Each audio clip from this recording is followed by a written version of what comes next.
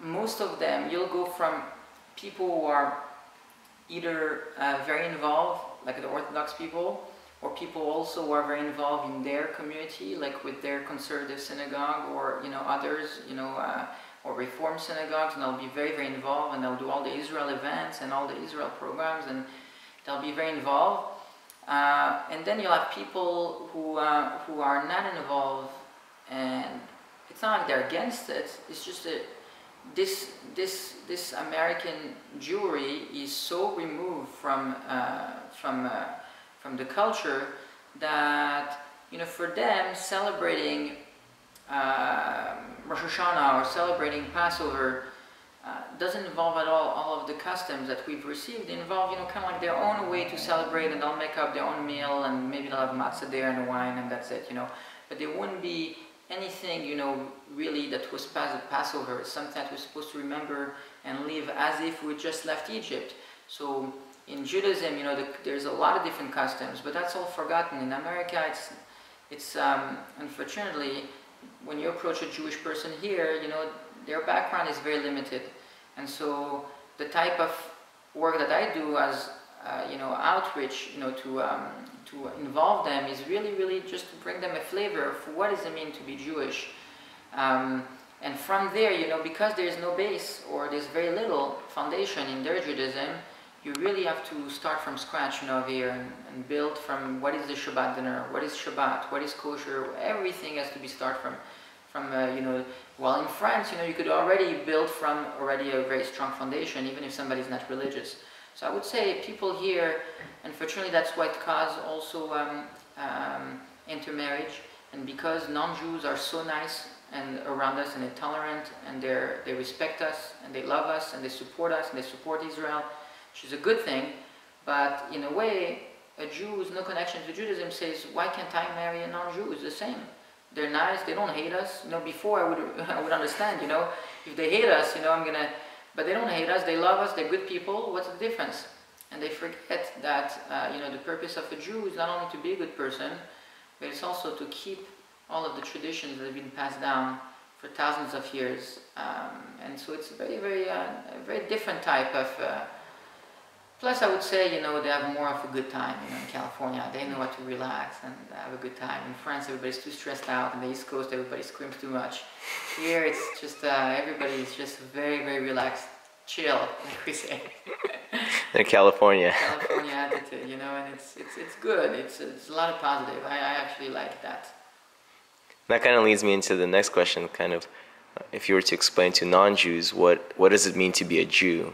What does it mean being Jewish? Kind of touched on that. To be a Jew, the main purpose of a Jew in this world is to do act of goodness and kindness. That's the main purpose. We could talk about Shabbat and kosher and everything else, but a Jew should ask himself one question every day. And that question is, if I didn't exist, if I never came into this world, would the world have been a better place without me, or worse, or the same? And if you ask yourself that question every day, and the answer is either worse or the same, then what's the point of you existing? So the purpose of a Jew is to bring meaning to his life and to have an impact, a positive impact in this world. That's really something that everyone should strive to. That's the main purpose of a Jew. Beside, or within that, is to make the world a more spiritual place, not just a good place where there's no wars. All this is important, but also a more spiritual place. So a Jew has both, being a good person and being a holy person. Those are two very important things for a Jew to achieve. Is that what it means to you, being Jewish every day? Yeah. 100%. I mean, you ask yourself, what's the point on living just to live, or even going to college, getting a degree, just to have a degree to do something that is not really something that you really want to do. And not only that, but you could go through life, and the last few years of your life, you turn around and you look, and you say, what have I really done? You know, what happened? I took, you know, we all consumers, right? It's something amazing. You know, we talk about, you know, saving the world and, you know, you know, have less impact, you know, in this world with carbon dioxide and all of the, you know, global warming and everything. There's a very simple solution to global warming. If you want the world to be sustainable and to go back, you know, to there's a very easy answer to that. You just kill all human, and the world will go back to, it will thrive.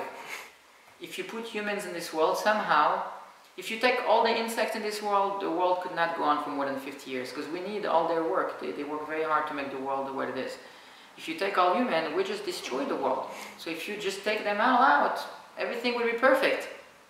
So you think about it for a minute. So now that we're consuming, and we realize that we could maybe lower our footprint, you know, a carbon footprint here, but you know, that's still only lowering it. Then at least, since we're going to be damaging the world, let's shape it in a way that the world will look better after we leave. So it's like, you know, you have a piece of wood. Yes, we're going to damage the piece of wood, but if you sculpt it into a beautiful sculpture, then it's okay, it's good. Now, if you just smash it into pieces, then that's not good. But, so you have to think in those terms. Am I smashing the world into pieces, or am I existing for a purpose? And if you could find a way to see that your life actually has a purpose and have a good impact, then you're doing fine. And it's okay even if you damage the world a little bit. It's okay because you're not really damaging it, you're beautifying it. I like that. Well, that's all my questions. Okay.